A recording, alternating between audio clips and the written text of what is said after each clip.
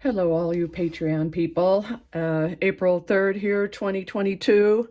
Nice to be visiting with you again. You'll see I've got my sheet of paper out again. And the reason why is that somebody asked this week about doing, actually, maybe it's more versions than variations in a tune. And the idea was that it was mentioned that that there's a variation in a tune of mine that's called Jarl Squad that I've done on a couple of different recordings. One is with Jake Sharon on Half Day Road, and the other one is with the String Sisters, Between Wind and Water, that album. And yeah, there was a very fun variation in there. But I was thinking, like all things, there's probably a way to build up to be able to hear these moments in tunes that you know or tunes that you've written that kind of steer you away from the melody that you've established. So I can say that in a lot of cases, the tune or the occasion is asking for something to happen. So it's not usually that I'm sitting there going, out of the blue, I want to do something. It's more like you're doing a recording, you're listening back, and you say to yourself, wow, something just needs to happen there. Wouldn't it be great if something happened there? So I think this can come with practice. So I want to use this tune. Here's a tune that we'll all know. Is it an H? Conic Man's Rambles. And so I think that I can give you some little tools that might be interesting to you. So let's say you have this tune and it's going, let me get the right A. Da, da, da, da, dum, dum, dum. Dum, dum, dum, dum, dum, dum, dum, dum, da, dum, da, da, dum, bum, bum, bum. You can see that's still a B. So I think that's pretty much how everybody pretty much plays this tune. There might be a quarter note there instead of an eighth note and things like that. And there might be one or two notes different. But however you play the tune, let's give ourselves some challenges. So one thing you can do is you can keep the timing of these notes, all these eighth notes, the same. Let's say we go to B, A, so that it's a quarter note into an eighth note there. So I think you want to open your head to the idea that notes could change. And so a very simple way of doing this is to say to yourself that you're going to give yourself permission to play a new note in place of some of these notes. So let me suggest this. Dun, dun, dun, dun. Dum, dum. And you'll notice I'm putting a question mark there. So what I'm suggesting there is for you to keep it an eighth note like that was, but to change the note. And basically change the note to anything, because the point here is to kind of open your ears to that it could change. And then you've got dum, da, dum, dum, dum. And I'm going to put that question mark again. So you can imagine, yeah, just whatever they are, but I'll just keep going. Da, da, dum, dum, dum, question mark. Dum, dum, dum, dum, and question mark. And so as you're looking at these, you're probably thinking, well, what could they be? And if you really haven't changed notes on a tune like this before, you could really just choose a note and say to yourself, every time I see a question mark, I'm going to go ahead and play an A. And that'll sound like this.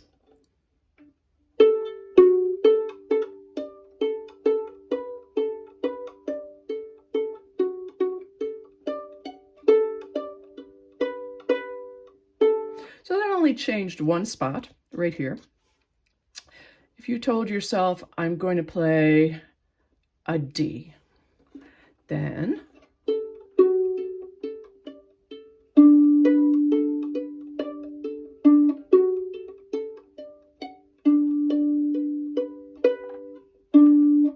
so now you're getting the idea that you've got just one little spot to worry about, and then you can start being picky. So for the first measure, it could be, I did like that D. Let's see if something else sounds good. So that's a C. Da da da da da da da da da da da da. Let's make it an E, D, E. Let's just make it a D again. And back to a D.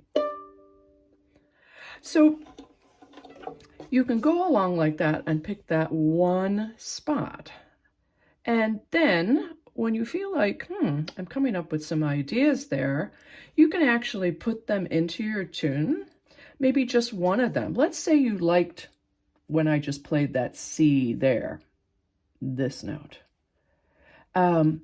So let's say this tune continues past these four measures. You can go da da da da da da da da da da da da da dee da da da da dee da da da da da da da da dum da da da dum da da da dum. So you're being very making a choice there. So you might have tried many notes in that spot.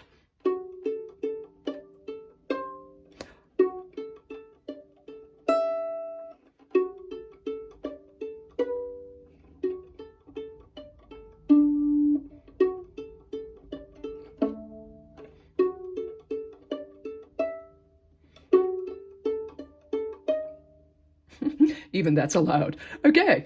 Now, let's say you're starting to open your head. Now, what if instead of just the last note, you took the two last notes? So let's say you could say to yourself with this tune or any tune that you can go da da dum dum, and now let's make it a question mark and a question mark, and then da da dum. Oh, sorry. Dum, question mark, question mark. Now, this is it trickier? Maybe not, because there is no wrong answer. So you're just jumping away from the notes that you usually play. You usually go da da da dum bum ba. So now da da da dum. Let's say we kept that C that I played over here for that question mark. Let's say, for me now, I might just go, how about we make it a B and a C? And then we see what that sounds like.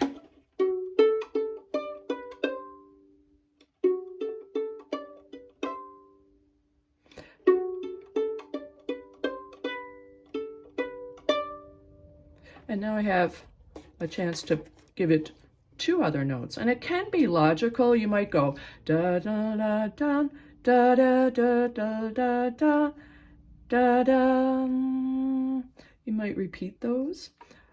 Or you might go to an A to a B. Da da da da da da da da da da da da da. Da, da, da, da, da, da, da, da, and everything else remained the same. I can go along with a tune like this and keep getting rid of notes. So you could go and you could get rid of the last three notes, get rid of them. It's all a question mark, so that you're really just taking da da dum, and you're thinking of your own answer to that.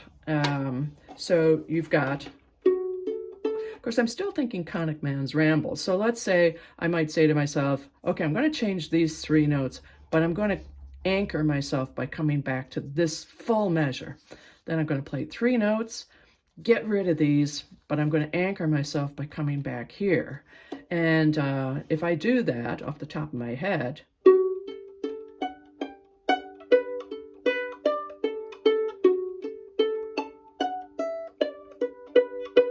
then I'll repeat it with new notes.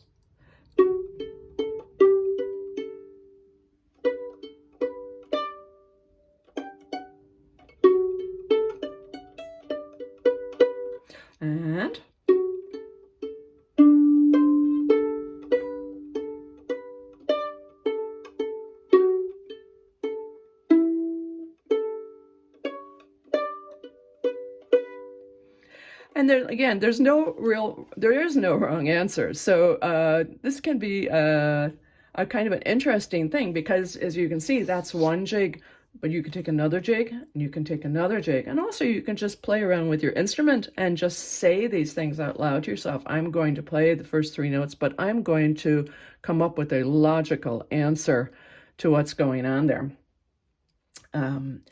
And you can even break it down to you can take the entire measure and say, I'm going to make up a new measure for the Conic Man's Rambles. Sometimes it's easier to throw this out and come up with your own answer here. Throw that out, come up with your own answer here. So you can go.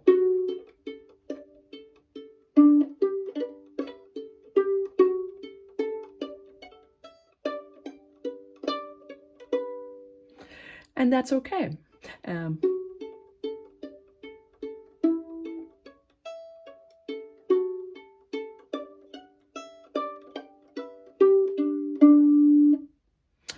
Maybe that's even better. Yes, interesting. Yeah. And so you can drop notes earlier or later, and you can put that question mark down for yourself. Another interesting thing to do is that you can change the keys of your tune, and sometimes that'll open up your head. I know it has opened up my brain several times where I'm playing a tune, and if I switch the key that I'm in, it kind of opens your brain to like lots of other ideas of what you could do. But the idea is it's usually here. Let's see if it's in another key.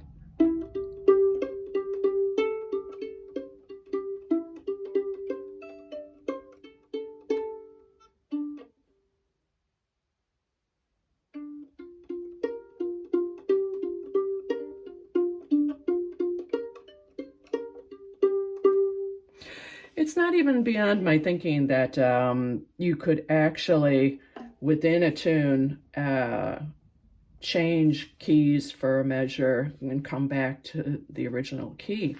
What did I just do? So if I go,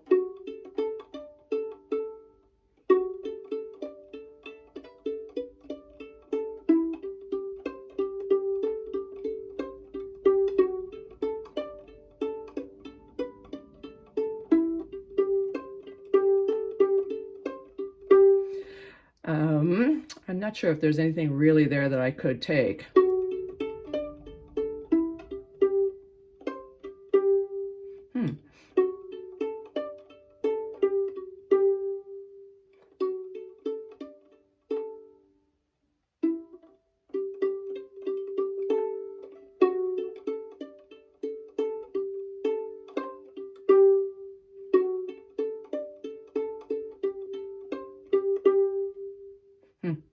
So what I just did there was I went da da da da da da. Then I went to the other key, A, G, A, C, G, G.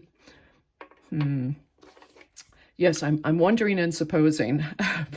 But call me silly. I think you can change keys and you might find a way back into the tune. And another thing you can do is that you can also make some notes octaves. So like this is an A. You could go.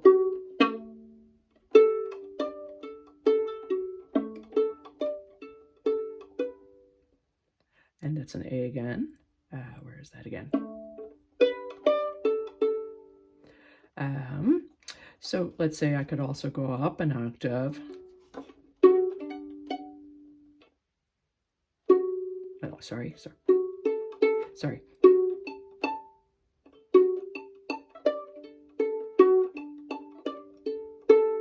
I've gone from an F sharp to a high A. I've gone back to the D.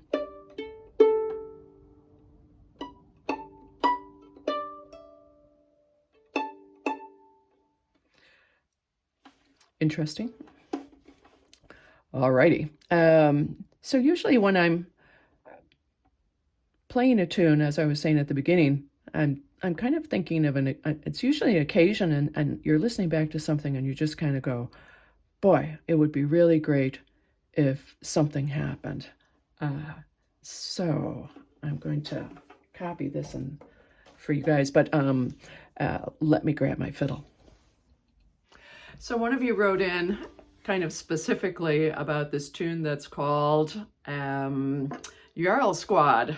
And Jarl Squad is these bunch of Vikings, basically, in Shetland. They have a big bonfire every year, and they're way cool. And so this tune, after we had a visit recording with the String Sisters in Shetland, decided to name this tune Jarl Squad after them. And yeah, look them up. They're pretty amazing. So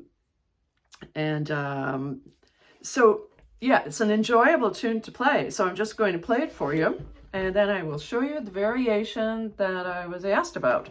And basically, if I hear anything new in a tune, I'm kind of mad to try it. So another part of just getting variations is that you do the sweat. You hear a variation you like, you slow it down, you try to get it, you get it wrong, you get it right, you fit it in, and there's things that you'll learn from where your fingers just went, or your breath, and will tell you that this is something, a version of this could happen in other tunes. So there's lots of tunes that have bits of chromatic runs in them, and I know I was pretty mad about any tune that had a chromatic run, and so somewhere along the way I must have put my fingers on these kinds of notes. But here's the tune for a start, and I'll try to stay in the picture here. So this is Jarl Squad, and I'll just play it twice through.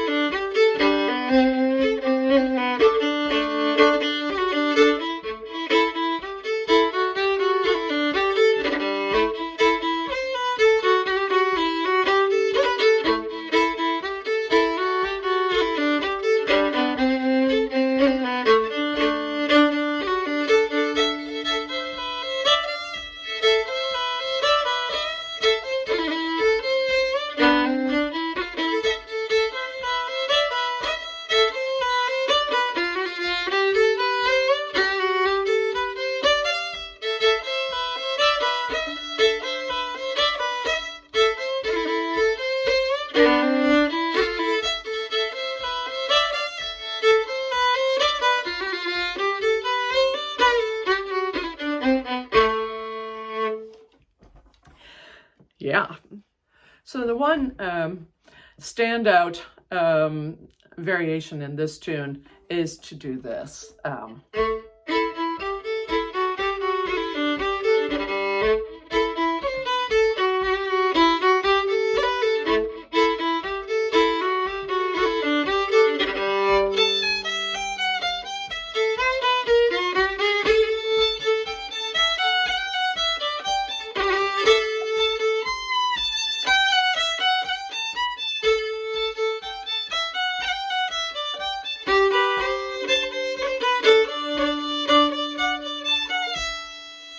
And off to the second part. So really I just go up an octave, you'll notice, after playing it once. And indeed there's all these little chromatic runs in it. Now I'm bad that I can't really explain how I got started on the journey of doing this variation, except to say that as I think it had a lot of swagger and it was pretty cool, and something needed to happen. And I'm not sure why I went down this road, but if this is beat number 1, then it basically went like this.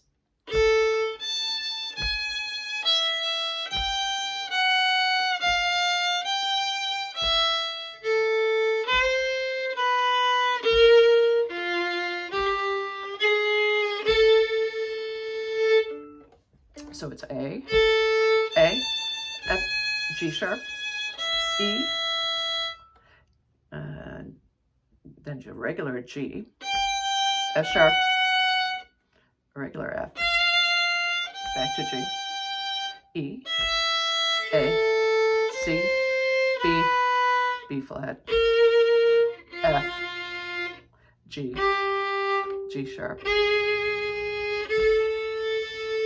So it's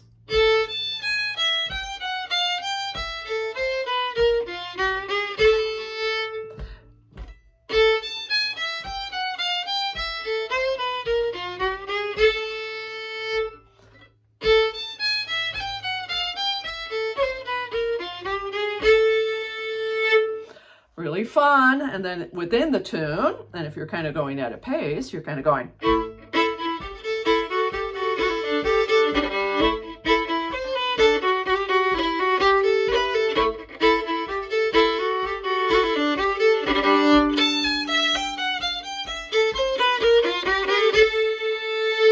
Yeah, and lots of swagger, pushing those notes.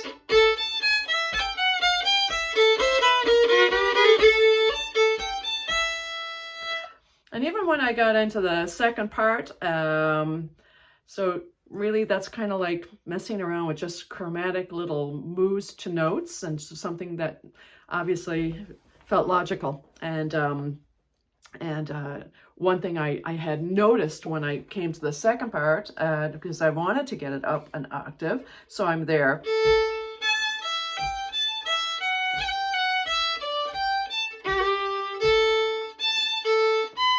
And then I'm going up to, and I think I could have gone cleanly. I might have just gone up to third position to get that. But like I say, you're influenced by the things you hear. And in that case, I kind of thought how Nickel Creek, that band, had done a version of Britney Spears' Toxic. And you know how that fiddle has that sliding down in that song, both on the Britney Spears and when Nickel Creek was doing it, then it just was like a no-brainer that instead of going cleanly, that it need to go.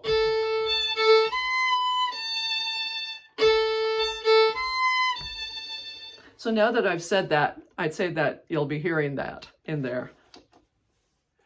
At the end of the day, just doing that little bit with the Conic Man's rambles, I hope it occurs to you that you can really teach yourself to do this. So basically, once you start thinking of it that way, you can really start teaching yourself. Another thing to to try is you can take melodies that you know from something else. I mean, this is something that jazz people have always done, where they've taken a piece of music from a different genre or a different moment. A lot of times around Christmas time, they like to throw in some Christmas melody in the middle of a jazz piece. And that can be very, very cool and interesting. I've tried it every once in a while to just put something that I thought would be familiar, but maybe it's just the tunes go by so fast. I've put in things and nobody knew it happened. I even put Chicago, much as I had heard many years ago, the Boys of the Lock had thrown Chicago, the Chicago, Chicago into a tune. And I tried doing that too. And I found I had to tell everybody I was doing it, or they didn't hear it. It was just another variation and another very speedy moment in a tune. But you can try that as well. Take pieces of tunes that you know.